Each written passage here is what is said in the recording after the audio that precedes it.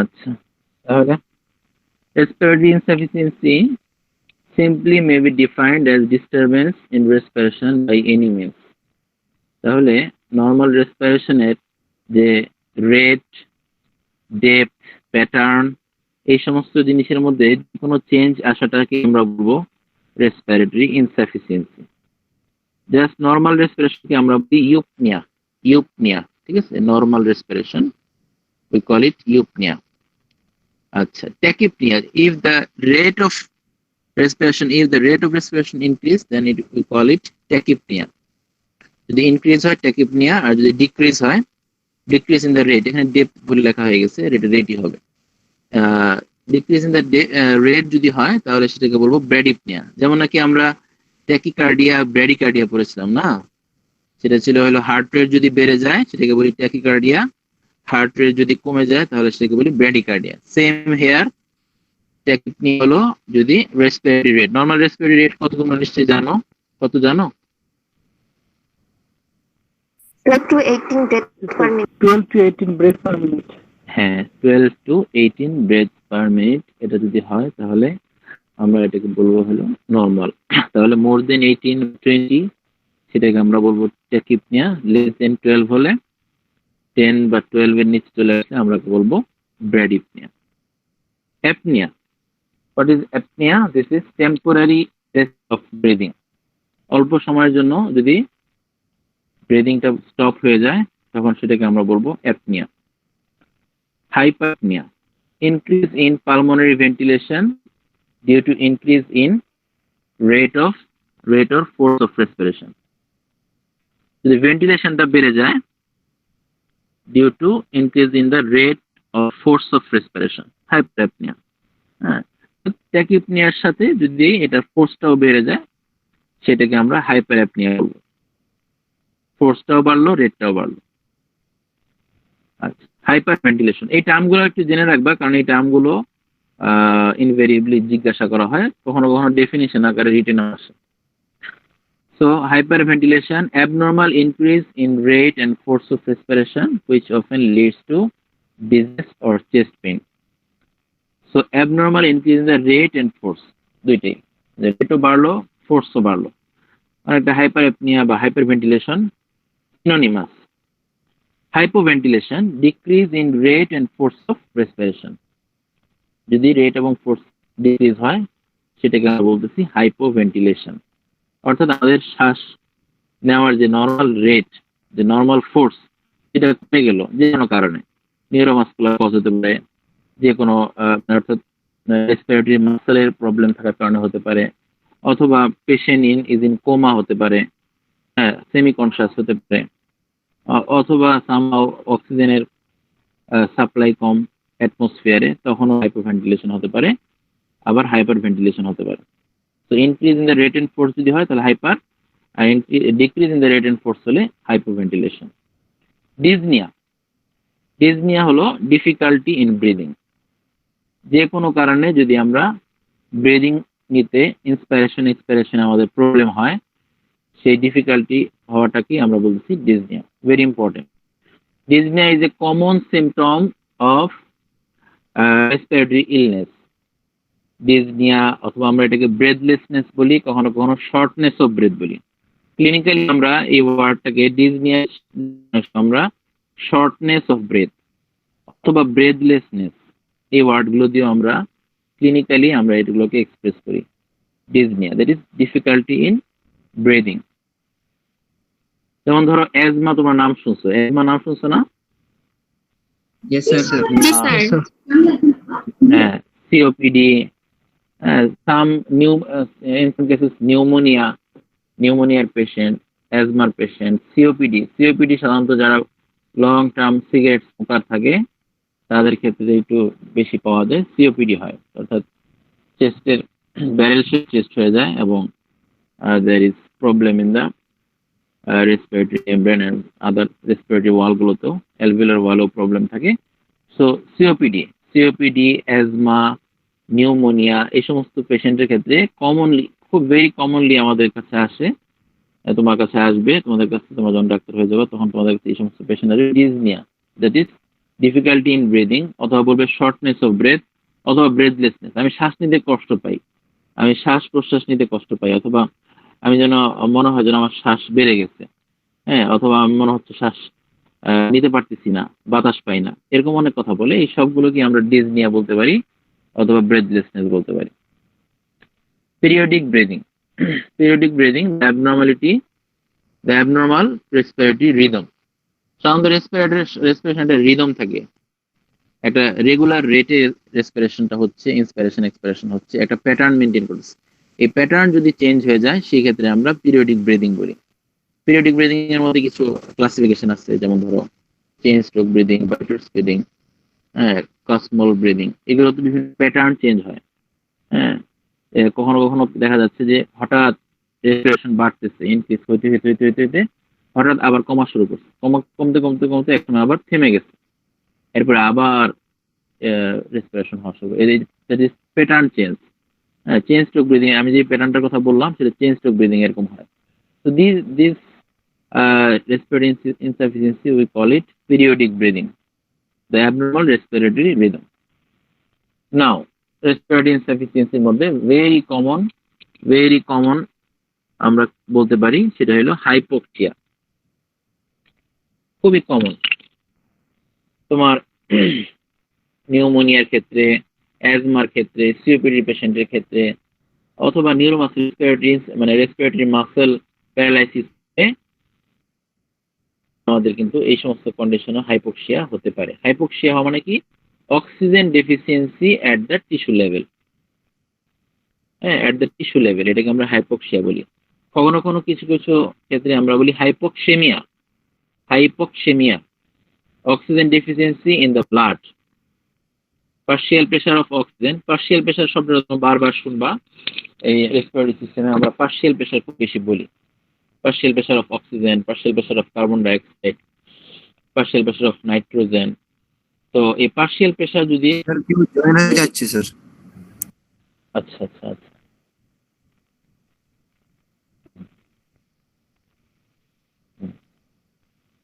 তোমার জানো কে কে ইন হতে, আমি আমার এখান থেকে চলে যায়, ঠিক আছে, হ্যাঁ, যখনই কেউ আসতে চায় তোমরা বলিও। তো in case of partial pressure of oxygen যদি কমে যায় তখন আমরা এটাকে বলতে পারি hypoxia, specially in at the tissue level. So reduced work capacity of the muscle, depressed mental activity, and coma and death. Shortly বলা হয়েছে, তোমাদের গাইডলাইনে খুব সুন্দর করে কিছু কথা লেখা আছে। Almost any of the conditions discussed in the past few sections of this chapter can cause serious degree of body-wide cellular hypoxia. Sometimes oxygen therapy is of great value, other times it is of moderate value, and still other times it is of almost no value. Therefore, it is important to understand the different types of hypoxia. Then we can discuss the physiologic principle of oxygen therapy. আচ্ছা, তো এটা মানে হাইপোক্সিয়ার starting গাইডলাইনে যে কথাগুলো লেখা আছে সেটা পড়লাম আমি। তো হাইপোক্সিয়া হলো যে অক্সিজেন ডেফিসিয়েন্সি, সেটা বিভিন্ন ভাবে হতে পারে। দেখো টাইপগুলো লেখা আছে: hypoxic hypoxia, anaemic hypoxia, stagnant or histotoxic. তো তোমরা চিন্তা করে দেখো, যদি কি হতে পারে, অক্সিজেন ইন দ্য অ্যাটমসফিয়ার, তুমি যে অ্যাটমসফিয়ারে আছো সেখানে অক্সিজেনের পার্শিয়াল প্রেশার কম, অক্সিজেনের অ্যামাউন্টটা কম। কোথায় হতে পারে? সাপোজ তুমি ইয়েতে আছো, ইন দ্য মাউন্টেন, কোনো পাহাড়ের উপরে আছো, তাই না, হিল ট্র্যাক এরিয়াতে আছো, তখন সেখানে মানে সি লেভেল থেকে উঁচু লেভেলে কি হয়, তোমার অক্সিজেনের প্রেশার কম থাকে, তাহলে oxygen deficiency in the tissue in the atmosphere, এটার কারণেই হাইপোক্সিয়া হচ্ছে। আচ্ছা, আরো হতে পারে সার্কুলেটরি ইনসাফিসিয়েন্সি হতে পারে, হ্যাঁ, অর্থাৎ তোমার অক্সিজেন ঠিকই আছে অ্যাটমসফিয়ারে এবং অক্সিজেনটা লাংসে ঠিক মতো আসতেছে, তারপরও ব্লাড সাপ্লাই কম। তো ব্লাড সাপ্লাই যদি স্লো হয় অথবা ইনসাফিসিয়েন্ট ব্লাড সাপ্লাই হয় due to shock, due to less volume of blood in the body, তাহলে কি হবে, less supply of blood at the tissue level। সেক্ষেত্রে সার্কুলেটরি ইনসাফিসিয়েন্সির কারণে অ্যাটমসফিয়ারে অক্সিজেন ঠিক থাকা সত্ত্বেও সার্কুলেটরি ইনসাফিসিয়েন্সির কারণে হাইপোক্সিয়া হতে পারে। এগুলো হাইপোক্সিক হাইপোক্সিয়া। তাহলে আমরা একটু দেখি hypoxia hypoxia. Partial pressure of oxygen of the arterial blood is reduced due to inadequate oxygenation in the lung. Oxygenation, তাই না? Oxygenation কাকে বলে? Oxygen binding with the hemoglobin of the blood. আমাদের ব্লাডে যে হিমোগ্লোবিন আছে, মানে রেড ব্লাড সেলের ভিতরে কি থাকে? হিমোগ্লোবিন থাকে। সো সেই হিমোগ্লোবিনের সাথে আমাদের অক্সিজেনটা বাইন্ড হয়। তোমরা মনে হয় অলরেডি অক্সিজেন ট্রান্সপোর্ট করে ফেলছো, মোটামুটি ডিসকাশন হয়েছে ম্যাডামদের ক্লাসে। সেখানে তোমরা জানছো যে অক্সিহিমোগ্লোবিন ডিসোসিয়েশন কার্ভ, তাই না? কিভাবে অক্সিজেনটা বাইন্ডিং হয়, অক্সিজেনের সাথে অ্যাফিনিটি থাকে হিমোগ্লোবিনের। তো যত বেশি অ্যাফিনিটি তত বেশি বাইন্ডিং। লাংসে এসে অ্যাফিনিটিটা বেশি থাকে, আবার টিস্যু লেভেলে অ্যাফিনিটিটা অক্সিজেনের ক্ষেত্রে কমে যায়, ফলে অক্সিজেনটা কি হয়? ডিসোসিয়েট হয়ে যায়। তাহলে partial pressure of oxygen of the arterial blood is reduced due to inadequate oxygenation in the lung. তাহলে অক্সিজেনেশন কম হওয়ার কারণেই কি হলো? এই হাইপোক্সিয়া হলো। কজ কি? Deficiency of oxygen at the atmosphere. তাহলে অ্যাটমসফিয়ারে যদি আমাদের অক্সিজেন লেভেল কম থাকে, এটা একটা কজ। কি ট্রিটমেন্ট দিতে পারি আমরা? Oxygen therapy. তাহলে আমরা যদি অক্সিজেন থেরাপি দেই, অক্সিজেন সাপ্লাই দেই তাকে, এই পেশেন্টটাকে, তাহলে এই পেশেন্টের এই হাইপোক্সিয়া কারেকশন হয়ে যাবে। অথবা ডিপ সি লেভেলে আমরা কি হয়, সাধারণত অক্সিজেন মাস্ক নিয়ে যায়, সিলিন্ডার পিঠে করে সিলিন্ডার নেয়, মুখে মাস্ক নেয়। কারণ ডিপ সি লেভেলে কি হয়, সেখানেও অক্সিজেনের ডেফিসিয়েন্সি থাকে। তাহলে সেখানে হাইপোক্সিয়া কারেকশন করার জন্য আমাদেরকে কি অক্সিজেন থেরাপি দিতে হয়। So oxygen therapy here is 100% effective. সব ধরনের হাইপোক্সিয়াতেই কিন্তু অক্সিজেন থেরাপি 100% ইফেক্টিভ হবে না। কোন ক্ষেত্রে হলো? আমাদের হাইপোক্সিয়াতে হবে। আচ্ছা, এইখানে আরো কিছু কজ দিচ্ছে, যেমন ধরো এটা গাইডলাইন থেকে আসছে, inadequate oxygenation of the blood in the lungs because of extrinsic reason, deficiency of oxygen in the atmosphere, hypoventilation due to neuromuscular disorder। আমি আগে বলছি যে নিউরোমাসকুলার ডিসঅর্ডারের কারণেও, সাপোজ রেসপিরেটরি যে মাসেলগুলো দিয়ে আমরা রেসপিরেশন নেই, সেগুলো যদি প্যারালাইসিস হয়ে যায়, সামহাউ প্যারালাইসিস হয়ে গেল কোনো কারণে, তাহলেও রেসপিরেটরি মাসেলের মুভমেন্ট হবে না। তার কারণে কি হবে? হাইপোভেন্টিলেশন হবে না, হবে আর কি, হাইপোভেন্টিলেশন হবে। আলটিমেটলি প্রপার ভেন্টিলেশন না হওয়ার কারণেও হাইপোক্সিয়া ডেভেলপ করবে। In case of some pulmonary disease, হ্যাঁ, লাং ডিজিজ, সাপোজ ধরো নিউমোনিয়াতে হতে পারে, হ্যাঁ, পালমোনারি ডিজিজ, পালমোনারি এডিমা হতে পারে। Hypoventilation cause by increased airway resistance. In case of asthma, airway রেজিস্ট্যান্সে অ্যাজমা হয়, or decreased pulmonary compliance. These are the cause of pulmonary disease. কি হবে এখানে? নরমাল অ্যালভিওলার ভেন্টিলেশন পারফিউশন হবে। আচ্ছা, diminished respiratory membrane diffusion. যে কোনো কারণে যদি রেসপিরেটরি যে মেমব্রেন আমাদের আছে, 6 লেয়ার্স অফ রেসপিরেটরি মেমব্রেন, এখানে যদি কোনো অ্যাবনর্মালিটি হয় ডিউ টু ফাইব্রোসিস নামে একটা ডিজিজ আছে, লাংস অনেক সময় ফাইব্রোসিস হয়, তখন কি হয়? তোমার রেসপিরেটরি মেমব্রেনের সারফেস এরিয়া কমে যাবে। যদি সারফেস এরিয়া কমে যায়, তখন কি হবে? আমাদের ডিফিউশন কমে যাবে, ঠিক না? তো this are the cause of hypoxic hypoxia. Another hypoxia. তো তোমরা এটা মনে রাখবা যে হাইপোক্সিয়া কিন্তু খুব ইম্পর্টেন্ট। হাইপোক্সিয়ার যে টপিকটা, এটা খুব ইম্পর্টেন্ট এবং ইনভেরিয়েবলি কোশ্চেন আসে, শর্ট নোট আসে, শর্ট নোট অন হাইপোক্সিয়া অথবা short note on types of hypoxia. প্রশ্ন আসে, what is hypoxia, name the types of hypoxia, in which hypoxia oxygen therapy is 100% effective, or in which why effective, এই ধরনের question থাকে। হ্যাঁ, এগুলো তোমরা মনে রাখবা যে হ্যাঁ কোশ্চেন আছে। এই টপিকটা খুব ইম্পর্টেন্ট। অ্যানিমিক হাইপোক্সিয়া দেখো, partial pressure of oxygen in the arterial blood is reduced due to diminished। Sir আরেকজন জয়েন হতে যাচ্ছে।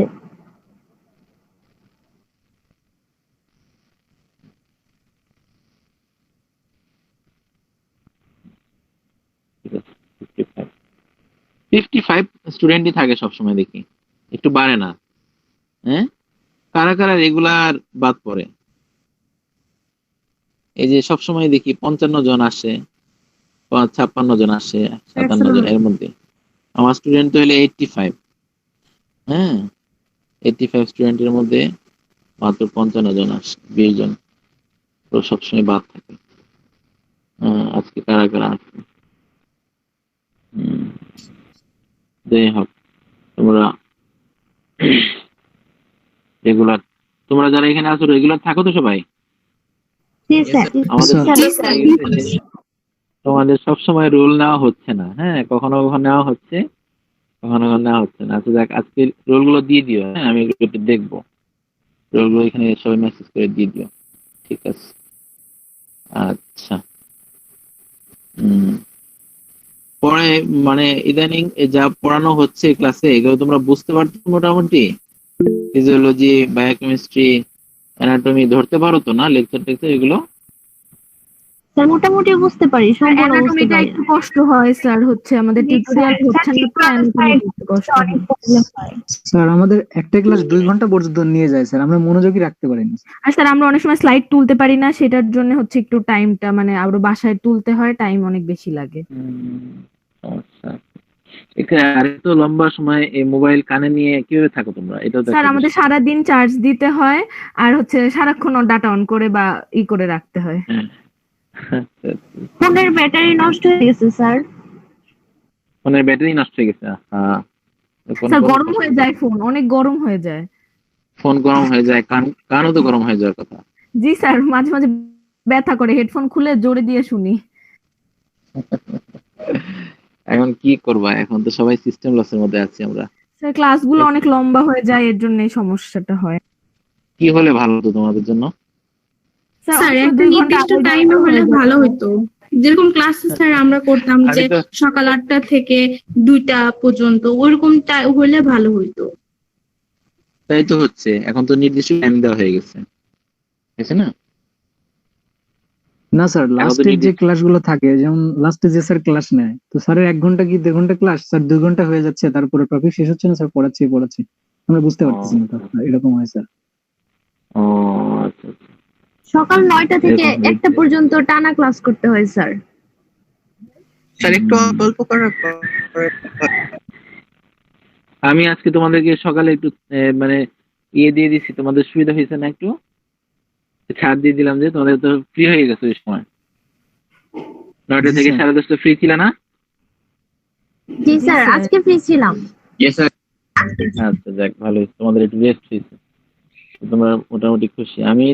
আমি নিজে অপেক্ষা করতেছিলাম ক্লাস নিব এরপরে হঠাৎ আমার নিজেরই ফেলতে হবে, কিছু করার নাই। হ্যাঁ, anaemic hypoxia, stagnant hypoxia, histotoxic hypoxia, এগুলো নাম মুখস্থ করে ফেলা। নাম্বার 1 হলো 4টা নাম মুখস্থ। 1 নম্বর নাম হলো হাইপোক্সিক হাইপোক্সিয়া, দেন অ্যানিমিক হাইপোক্সিয়া, দেন স্ট্যাগনেন্ট হাইপোক্সিয়া, আর এটা আরেকটা নাম হলো ইসকেমিক হাইপোক্সিয়া অ্যান্ড হিস্টোটক্সিক হাইপোক্সিয়া।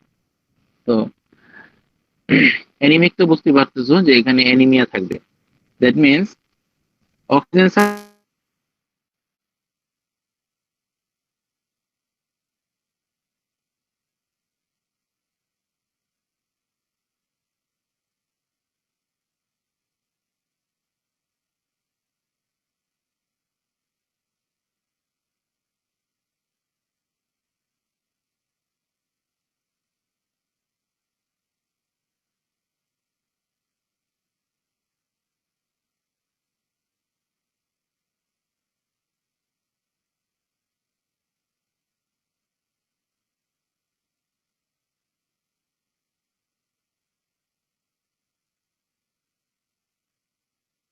কারণে যদি অ্যানিমিয়া হয় সেটা এই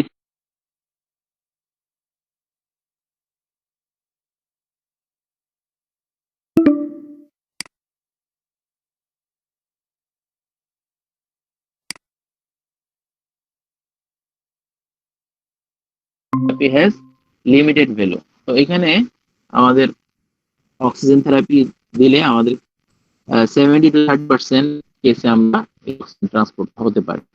তাহলে এটা 100% ইফেক্টিভ না, 30% up to 30% effectiveness পাওয়া যাবে in case of anemic hypoxia. Stagnant hypoxia কোনটা দেখো, যদি টিস্যু পারফিউশন কমে যায়, এটা সিম্পলি বোঝা যাচ্ছে যে আমাদের সার্কুলেটরি ইনসাফিসিয়েন্সি, যদি ব্লাড ভলিউম থাকে, শক থাকে, এই সমস্ত পেশেন্টের ক্ষেত্রে কি হবে, ইসকেমিয়া হবে এবং স্ট্যাগনেন্ট হাইপোক্সিয়া হবে। হিমোগ্লোবিনও ঠিক আছে, অক্সিজেনের সাপ্লাইও ঠিক আছে, হ্যাঁ, অ্যাটমসফিয়ারে অক্সিজেন ঠিক is in the normal level, আবার haemoglobin quality is okay, but the circulatory insufficiency, patient is in shock, or there is a less cardiac output from the heart. So in these cases there will be stagnant or ischemic hypoxia.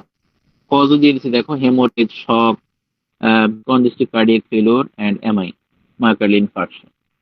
That are causes of stagnant or ischemic hypoxia. Treatment কি? ট্রিটমেন্টের ক্ষেত্রে মানে treatment আর এখানে বলা হয় নাই, treatment according to cause দিতে হবে, কিন্তু oxygen therapy has limited value. কেন oxygen therapy limited value?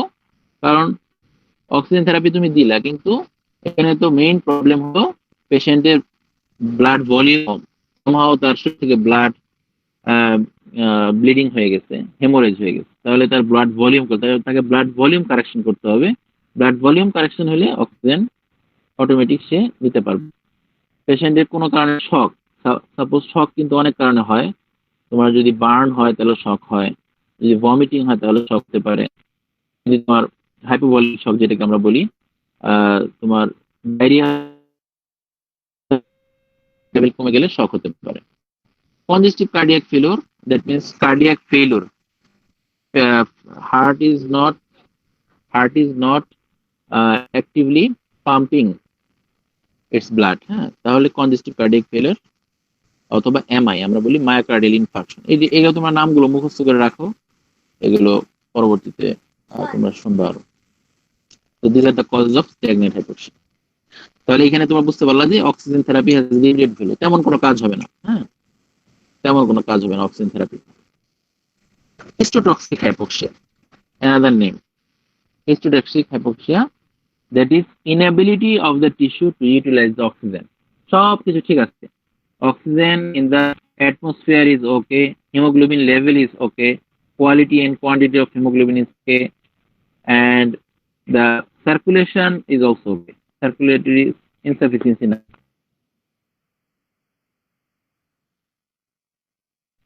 This oxygen, already available oxygen, is not properly utilized in the tissue due to কি cause হতে পারে, due to cyanide poisoning, due to vitamin deficiency, vitamin B, especially vitamin B1 deficiency. তাহলে cyanide poisoning কি হয়, তোমার important enzyme আছে cytochrome oxidase আছে, সেটা কমপ্লিটলি ব্লক হয়ে যায় এবং আলটিমেটলি অক্সিডেশন হয় না। তো অক্সিডেশন না হলে আমাদের এটা কি ধরনের হাইপোক্সিয়া হলো, হিস্টোটক্সিক হাইপোক্সিয়া। তারপরে vitamin B deficiency, vitamin B one deficiency, এক্ষেত্রেও বেরি হয় এবং সেখানেও ইউটিলাইজেশন অফ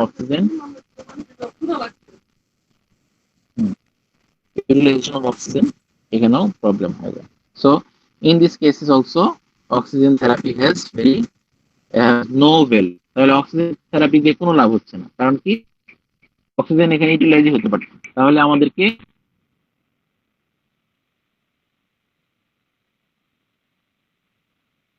হবে যে কারণে সায়ানাইড পয়জনিং হচ্ছে সেই কারণটাকে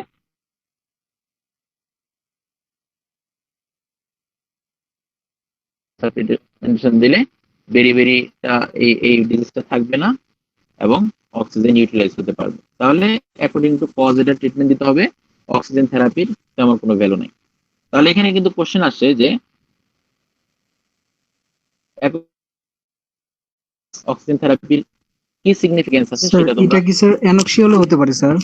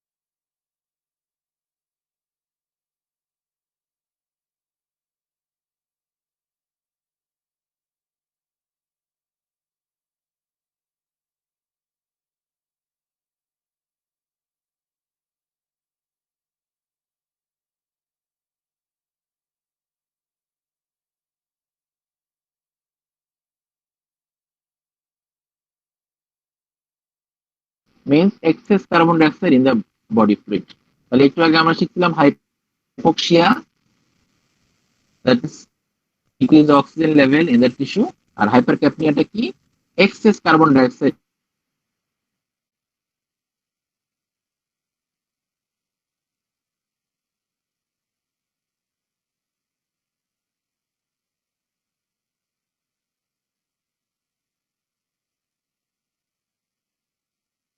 with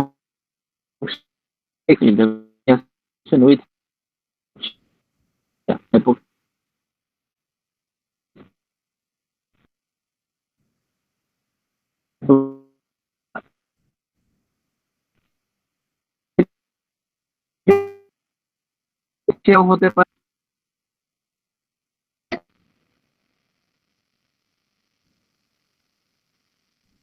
sulphate deficiency.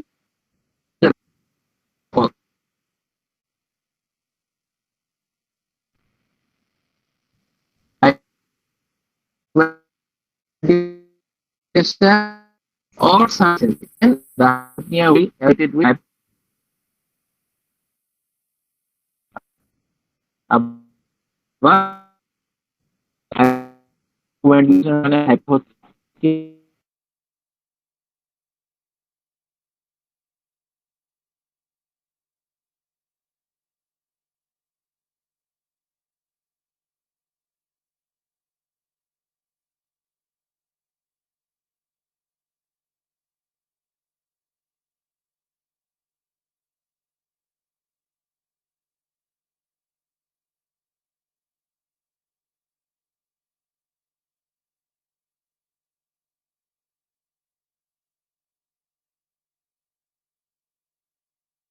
death.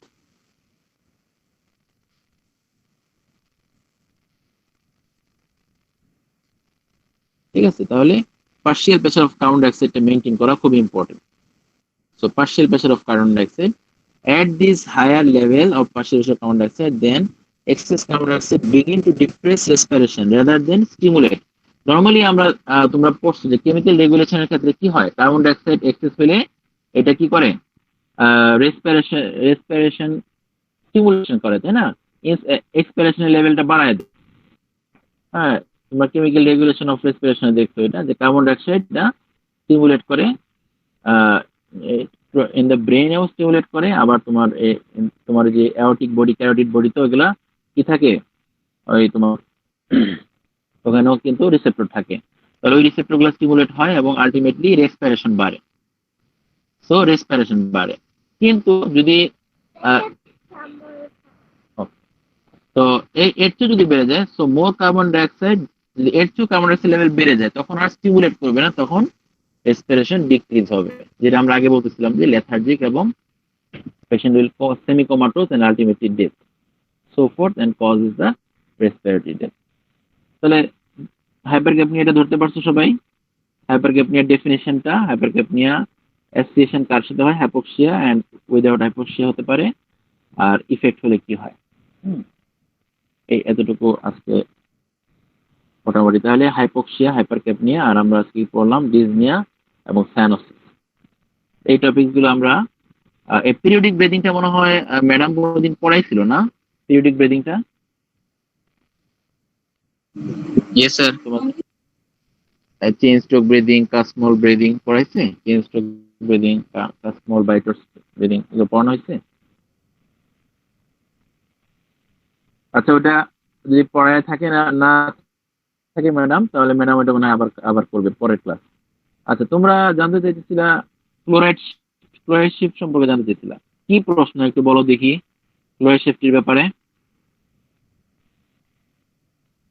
Sir chloride শিফটের যে রিঅ্যাকশনটা আছে ওই পুরোটা ওটা দিতে হবে নাকি? না, তুমি ক্লোরাইড কোন শিফটের জায়গায় যে বোঝো রিঅ্যাকশন না? আছে কার্বনিক অ্যাসিড।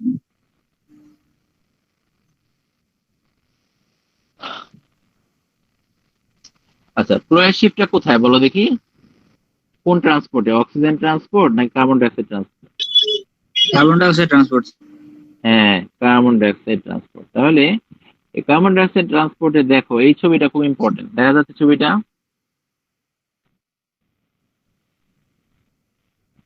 Yes sir. ছবিটা, এটা গাইডলাইনের ছবি, তোমরা খুব ভালো করে এই ছবিটা শিখবা। হ্যাঁ, তাহলে ট্রান্সপোর্টের ক্ষেত্রে কি হয়, এখানে দেখো কার্বন ডাইঅক্সাইড কিন্তু 3 ওয়েতে ট্রান্সপোর্ট হয়, as bicarbonate, as carbamino compound and as dissolved state, তাই না? এই তিনটাই তো পড়ছো? না পড়লে তো বলতে পারবো না। তাহলে তিনটা ট্রান্সপোর্ট, অক্সিজেনের ট্রান্সপোর্ট হয় 2টা ওয়েতে, আর কার্বন ডাইঅক্সাইড ট্রান্সপোর্ট হয় হলো 3 ওয়েতে। ডিজলভ স্টেটে অনলি 7% কার্বন ডাইঅক্সাইড, ঠিক আছে? কার্বামিনো কম্পাউন্ড, দ্যাট মিনস হিমোগ্লোবিনের সাথে বাইন্ডিং অবস্থায়, সেটা হলো 23%। আর অ্যাজ বাইকার্বনেট কার্বন ডাইঅক্সাইডটা কনভার্ট হয়ে বাইকার্বনেট হয়, সেটা হলো 70%, সবচেয়ে বেশি। এই বাইকার্বনেট ট্রান্সপোর্টের মানে অ্যাজ বাইকার্বনেট ট্রান্সপোর্টের ক্ষেত্রে আমাদের কি হয়, এই ক্লোরাইড শিফটের প্রশ্নটা আসে।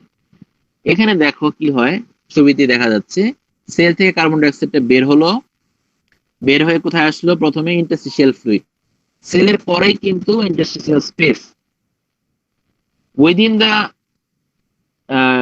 Sell the space is named as interstitial space. এটা তো জানো তোমরা, তাই না? একটা সেল থেকে আরেকটা সেলের মাঝখানে যে জায়গা, সেই জায়গাটাকে আমরা বলি ইন্টারস্টিশিয়াল স্পেস। এখানে যে ফ্লুইডটা থাকে সেই ফ্লুইডটাকে আমরা বলি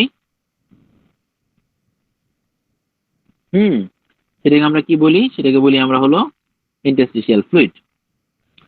আচ্ছা, তাহলে প্রথমে সেল থেকে কার্বন ডাইঅক্সাইড আসলো ইন্টারস্টিশিয়াল ফ্লুইডে বা স্পেসে, দেন এটা কোথায় যাবে, প্রথমে যাবে প্লাজমা, তারপরে প্লাজমা থেকে আমরা ছবিতে দেখতে পাচ্ছি, দেখো প্লাজমা দেশে থাকলো না, কোথায় চলে গেল, প্লাজমা থেকে সে চলে গেল আরবিসির ভিতরে।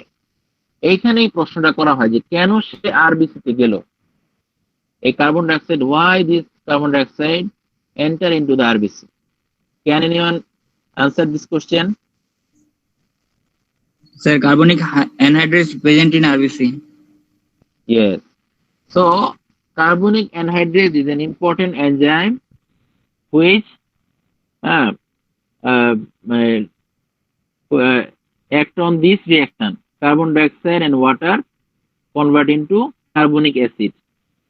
কার্বন ডাইঅক্সাইড এবং ওয়াটার এর কম্বিনেশনের মাধ্যমে যে কার্বনিক অ্যাসিড হয়, দিস এটাকে কি করে, ক্যাটালাইজ করে এবং Excelerate this reaction almost 5000 fold.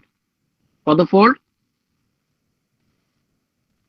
5 বলো, হ্যাঁ 5000 fold. So also there is some amount of carbonic anhydrase in the plasma also, but very little amount. But carbonic anhydrase present in the RBC in huge amount. তাহলে অনেক পরিমাণে থাকে এবং এই carbon dioxide এবং ওয়াটারের কম্বিনেশনে যে carbon H2CO3, that means carbonic acid হয়, এবং this again it dissociates into bicarbonate and hydrogen ion. So this bicarbonate comes out. এখন তাহলে কার্বন ডাইঅক্সাইড ঢুকছিল আরবিসি তে, and bicarbonate comes out from the RBC as by the help of chloride shift mechanism. তাহলে বাইকার্বনেটটা বের হয়ে আসে আর ক্লোরাইডটা entry হয়। This is chloride shift. That means chloride is shifted from the plasma to the RBC, and bicarbonate comes out from the RBC to the plasma. This mechanism is chloride shift mechanism. এবং এখানে আরেকটা গুরুত্বপূর্ণ question আছে, সেটা হলো এই ঘটনাটা কোথায় ঘটে, আর্টারিয়াল ব্লাডে হয় না ভেনাস ব্লাডে হয়, বলো তো? ভেনাস ব্লাডে স্যার। অবশ্যই ভেনাস ব্লাডে, কারণ carbon dioxide transport through the venous blood. Carbon dioxide তো আর্টারিয়াল ব্লাড দিতে হবে না, কার্বন ডাইঅক্সাইড আর্টারিয়াল তো আর্টারিয়াল ব্লাডে কার্বন ডাইঅক্সাইড ট্রান্সপোর্ট হবে না, হবে ভেনাস ব্লাডে। তাহলে এখানে যে কোশ্চেনটা করা হয়, what is the difference between the what is the difference of RBC between the arterial blood and the venous blood? এটা একটা কোশ্চেন, বুঝছো? তাহলে এই কোশ্চেনের অ্যান্সার হলো the RBC volume is more in venous blood than the arterial blood. That means packed cell volume আমরা বলি PCV. Packed cell volume is more in the venous blood than the arterial blood. Why? Because of this chloride shift mechanism, chloride enter into the RBC in exchange of bicarbonate. Chloride enter into the RBC in exchange of bicarbonate, and ultimately chloride also takes water with it. There is a কি হয় তোমার osmotic মানে osmotic effect, এটাকে বলে osmotic effect of chloride. So ক্লোরাইডও দেখো ছবিতে দেখো ওয়াটার যাচ্ছে, ক্লোরাইডের পাশ দিয়ে কি যাচ্ছে দেখো বাম দিকে দেখা যাচ্ছে। Yes, sir. হ্যাঁ, তাহলে ক্লোরাইডের সাথে সাথে water also enter into the RBC by chloride shift mechanism through chloride, তাই না, মানে ক্লোরাইডের সাথে সাথে এখন মানে ইন অ্যাসোসিয়েশন উইথ ক্লোরাইড। তাহলে this is a important question for viva. So what is the difference of RBC of venous blood and the arterial blood? এটার অ্যান্সার হবে the packed cell volume or RBC volume is more in case of venous blood than the arterial blood. Why? Because of this chloride shift mechanism. Chloride takes water with it in the RBC. তাহলে এইভাবে আর কি ট্রান্সপোর্টটা হয়। তো এটা একটা ট্রান্সপোর্টের একটা part, তাই না, ক্লোরাইড শিফট একটা পার্ট। এরপরে এই বাইকার্বনেটটা আবার গিয়ে কি হয় ওখানে চেঞ্জ হয় ইন দ্য লাংস, যেখানে আবার সে কার্বন ডাইঅক্সাইড হয়ে লাংসে ঢুকে, ঠিক না, ওটা আর একটা টপিক। তাহলে বাকি অংশগুলো তো বুঝতে পারছো না মোটামুটি? Sir, how much time it will take, sir? How much time it will take? Only 2 seconds, 3 second দিতে এগুলো হচ্ছে। তুমি তোমার এগুলো তো উইদিন সেকেন্ডস, তাই না, 1 to 2 সেকেন্ড হয়ে Within 3 সেকেন্ড হবে, কারণ এটা এক্সপেরিশনের সময় হচ্ছে না। ওই তো যাই হোক, তুমি 2 to 3 সেকেন্ড ধরে রাখো, এটা তো একদম অ্যাকুরেট বলার কিছু নাই। তুমি এক্সপিরেশন টাইমটা হলো 3 সেকেন্ড, তাই না, কিন্তু তোমার এই 3 seconds, ট্রান্সপোর্টটা একটু আগে হয়ে যাবে, ট্রান্সপোর্টটা আরেকটু আগে হয়ে যাবে, সে ওয়েট করবে তো ওখানে গিয়ে গিয়ে। তো এই টোটাল মেকানিজমটা উইদিন 2 সেকেন্ড, অর্থাৎ তোমার এখান থেকে যে ওখানে লাংস পর্যন্ত চলে যাচ্ছে উইদিন 2 to 3 সেকেন্ড। স্যার একটা কোশ্চেন ছিল স্যার। বলো। স্যার মানে এখান থেকে বাইরে থেকে যে H2O যাচ্ছে সেটা তো কার্বন ডাই অক্সাইডের সাথে বিক্রিয়া করে কার্বনিক বাইকার্বনেট আয়ন তৈরি করতে হেল্প করছে, কিন্তু ক্লোরিনটা কি কাজ করবে? ক্লোরিনের জায়গায় স্যার অন্য ব্রোমিন, ফ্লোরিন ওগুলো তো অ্যানায়ন আছে, ওগুলো কেন শিফট করলো না? কোনটা আছে এছাড়া? মানে ব্রোমিন আছে, ফ্লোরিন আছে, এগুলো তো আয়ন আছে, কিন্তু ক্লোরিন মানে ক্লোরিনের আছে কাজ তো। কি স্যার? ওই রেড ব্লাড সেলে কেন শিফট হচ্ছে? আরে বাবা, তুমি তো এটা জানা উচিত যে ক্লোরিনের অ্যামাউন্ট অনেক বেশি থাকে। আমরা ইয়েতে পড়ে আসছি না, জেনারেল ফিজিওলজিতে, তুমি দেখবা যে সবচেয়ে বেশি কি থাকে, এক্সট্রা সেলুলার ফ্লুইডে সবচেয়ে বেশি কি থাকে, সোডিয়াম ক্লোরাইড, হিউজ অ্যামাউন্ট থাকে। সবচেয়ে বেশি কি থাকে, সোডিয়াম এবং ক্লোরাইড, তাই না। এই জন্য এক্সট্রা সেলুলার ফ্লুইডে সব সময় সোডিয়াম অথবা ক্লোরাইড বেশি পাওয়া। ব্রোমিন, ফ্লোরিন এগুলো তো মানে ভেরি নেগলিজিবল অ্যামাউন্ট, এগুলো থাকে কি থাকে না এটা কি আছে, তাই না, সন্দেহ আছে। কিন্তু ক্লোরিন তো অবশ্যই আছে, ক্লোরাইড, তাই না। আমাদের সেলুলার ফ্লুইডে কি কি জিনিস থাকে সেটার কিন্তু একটা চার্ট আছে, তুমি দেখে নিও। গাইটনের শুরুর দিকেই একটা চার্ট আছে যে এক্সট্রা সেলুলার ফ্লুইডে কি কি থাকে। সেখানে সোডিয়াম পাবা, ক্লোরাইড পাবা, বাইকার্বনেট পাবা, ক্যালসিয়াম পাবা, ম্যাগনেসিয়াম পাবা। কিন্তু তুমি যে বলতেছো ব্রোমিন, ফ্লোরিন এগুলোর তো তেমন একটা অস্তিত্ব নাই। ব্রোমিন, ফ্লোরিন এগুলো তোমার সব জায়গায় থাকে, তোমার বাইরের জগতে থাকে, কিন্তু আমাদের ব্লাডে ব্রোমিন, ফ্লোরিনের অস্তিত্ব তেমন নাই বললেই চলে। হ্যাঁ, আমি তো এখন পর্যন্ত পাই নাই যে কোথাও ব্রোমিন বা ফ্লোরিনের কোথাও বলা হয়েছে। ক্লোরিনের ফাংশনটা কি স্যার? রেড ব্লাড সেলে যে যাচ্ছে শিফট করছে সেটা এতে হেল্প করতেছে। ইনফ্যাক্ট বাইকার্বনেট এক্সিট আউট হচ্ছে না, দ্যাট মিন্স কার্বন ডাইঅক্সাইড ট্রান্সপোর্টটাকে সে হেল্প করতেছে। In exchange of bicarbonate it enters. So বাইকার্বনেটটা বের হয়ে আসলো, এখন প্লাজমা দিয়ে বাইকার্বনেট যাবে। বাইকার্বনেটটা যদি আরবিসিতে বসে থাকে তাহলে তো বাইকার্বনেটটা এটা কি হবে না। আচ্ছা, এখানে কিন্তু এগেইন আরেকটা ঘটনা ঘটে। এই বাইকার্বনেটটা যখন আবার লাংসে যায় তখন কিন্তু আবার কি হয়, রিভার্স ক্লোরাইড শিফট হয়। কি হয়? রিভার্স ক্লোরাইড শিফট হয়।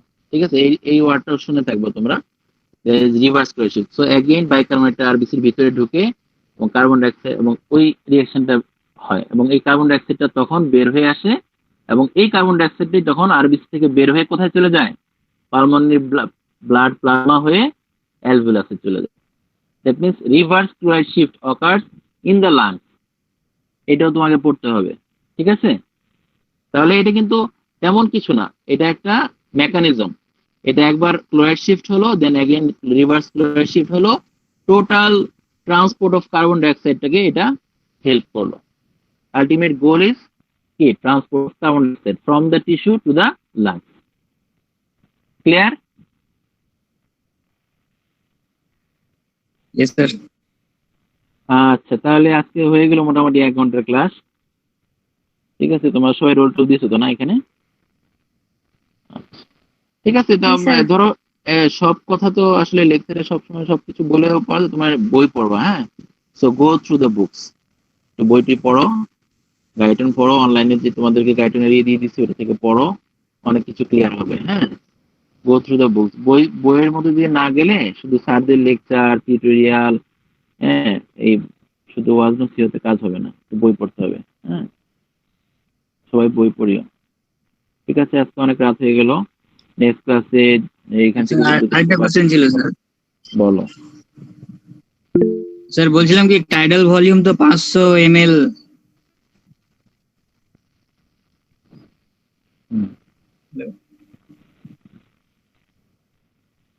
অনেকে দেখি তো চলে গেছে, 45 হয়ে গেছে, 10 জন চলে গেছে। হ্যালো, শোনো, তাহলে পরবর্তী কোশ্চেন গুলো পরের ক্লাসে ইনশাল্লাহ শুনবো না, হ্যাঁ? আজকে অনেক রাত হয়ে গেল, আজকে থাক। তোমরা যে সমস্ত সমস্যাগুলো আছে ওগুলো লিখে রাখিও, আমি রিভিউ ক্লাস নিব, ঠিক আছে? Okay, sir. মহসিনা তানি, হ্যাঁ হ্যাঁ, স্যার আসসালামু আলাইকুম। আচ্ছা, ওয়ালাইকুম Sir, assalamu alaikum. আসসালামু আলাইকুম স্যার। ওয়ালাইকুম। আসসালামু আলাইকুম স্যার।